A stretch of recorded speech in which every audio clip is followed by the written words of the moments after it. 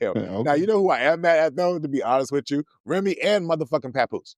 Okay? I am mad at both of them because I thought better of both of them. I think many of us thought better than that because, oh my God, what happened to Black Love? Just like almost like my voice. What the fuck happened to it? Right? Because they were solid. Or so we thought until recently, where all of these receipts, I don't know to feel like, were they a fraud this entire fucking time? Or was this a really great relationship that went horribly bad? Like, what the fuck? They put us in the group chat unnecessarily. I mean, I don't know what to make of this. I mean, to be honest with you, I ain't know Pap's music a lot, but I feel like he would stand up. Remy, I mean, I leaned back off of her for the last few years. So, I mean, I don't even know what to say, y'all. What's y'all thoughts on this, man? Black love, black fake black love? I don't even know. It's like a bad workplace romance, man. Wasn't he like a battle rapper before he was like whatever? Isn't she like the promoter of battle rappers and stuff? I think it's a bad work. No, he was more than just a battle rapper. He was signed back in the day. His career kind of stalled a little bit, but he became a battle rapper.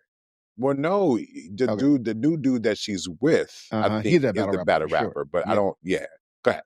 All right. So my point. So I reason why I confused him with the battle rapping crowd, which is not a bad crowd, a lot of talented people there, is because I do recall when the story first broke, because somebody went off on the guy who was sleeping with Remy Ma about the situation. That's how it all hit the fan and whatever. And I think Papoose wasn't that far off when the situation was blowing. Anyway, so I'm assuming he stood there quietly and he knew it was bad and he just stayed in it, which is kind of what I'm reading from as I'm looking over the relationship and the receipts. It's a lot. Honestly, I can't process it all. I just go in, look a little bit, give me a little grab and go. The gist of it, I think, is this. I think that Papoose is and man, I ain't gonna have no friends as I do this. I think Papoose is probably like a beta male, right? He's a beta, and then Remy Ma is more like a little alpha. You know what I'm saying? He was content with that, and then she wanted somebody who was a little more alpha than his beta was. And I don't know if this dude fit the bill, but she went and started tricking off. She wasn't really impressed by his manlyhood, and she wasn't really moved and felt like she needed to stay and respect him or be subjective or whatever, be submissive or whatever. So then he goes and finds another alpha female. Clearly, Clarissa Shields is nobody's beta anything, right? And he found somebody who could whoop Remy Ma, who probably looking at him and looking at her, she might have been beating him up. I know I got a lot of things in there that ain't nobody proving, but just when I look at him, is what I see. I see a man who looked like he'd been abused, and now he's in a better relationship with somebody that can protect him and make him feel secure. And so, wow. I really. I didn't like the way Remy emasculated him, even though I'm kind of doing the same thing right now in a joking way. But I think that kind of suggests to me what the tone was in their relationship, right? Her level of respect. Now I know what you're saying. When people fall apart, they get disrespectful, they get flip out the mouth, they say stuff, this and this and that.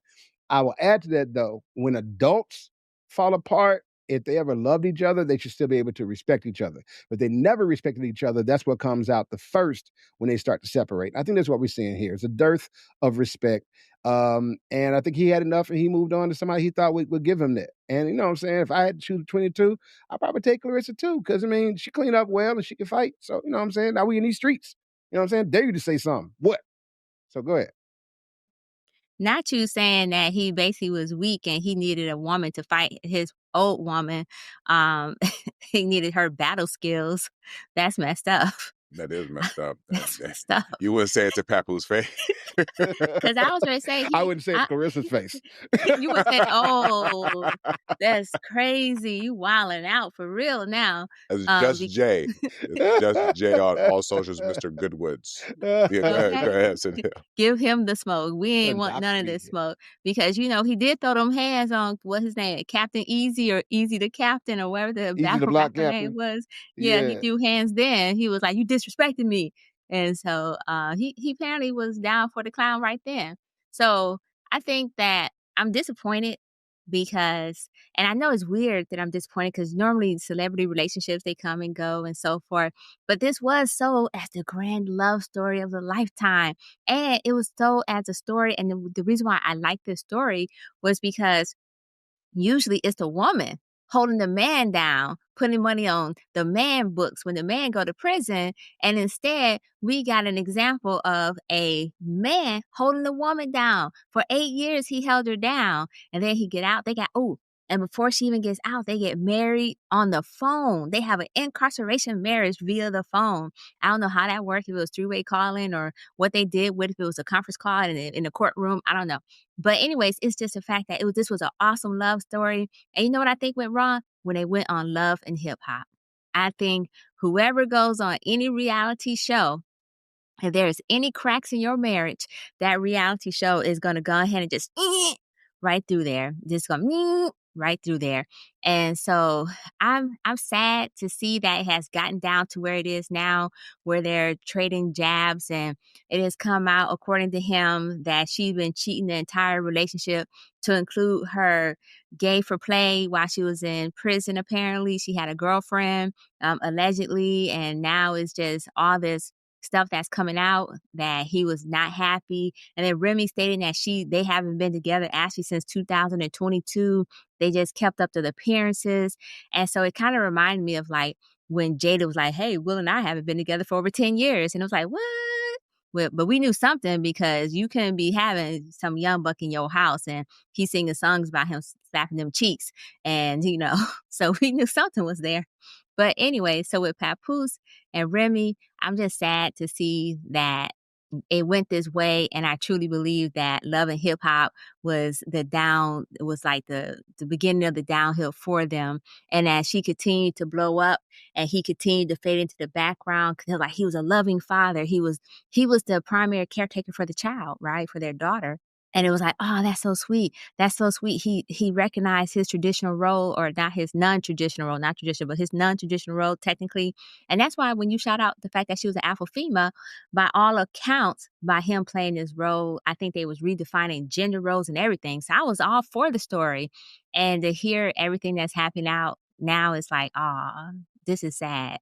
And it's not just sad because they're trading, shots at each other and coming to blows, but it's because it was all a lie. It's basically what it sounds like now. It was all a lie.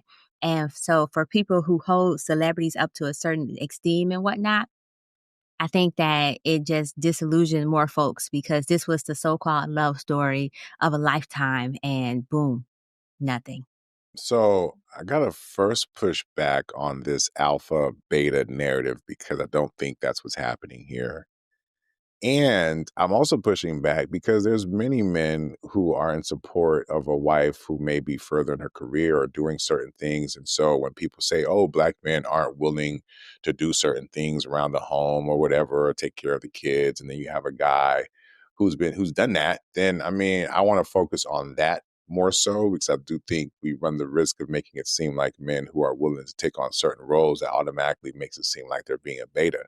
Now, for anybody who's followed Papoose, right, at least in terms of how he's moved through the streets or in hip hop or whatever, I don't know that people would assume that he's a beta in that way, right? And I think he's one of those guys that tends to garner respect amongst men in his peer group, at least the way that I've seen people speak of him. So I don't know that that's necessarily relevant here, also because I try to understand where people are coming from. I think it's easy to lead with judgment because these are things that most of us would say that we would not do, right?